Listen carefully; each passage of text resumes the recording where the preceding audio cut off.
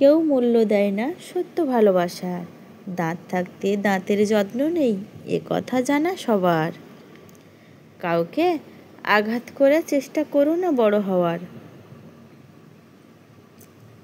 যাকেই অপমান করো না কেন, যদি হয় তা কারণ ছাড়া, ফিরে আসবে সেসবই, একটু সবুর করো, দেখিও না তারা। পর হোক বা অন্য কোনো অজানা, অথবা হতে পারে খুব আপনজনা।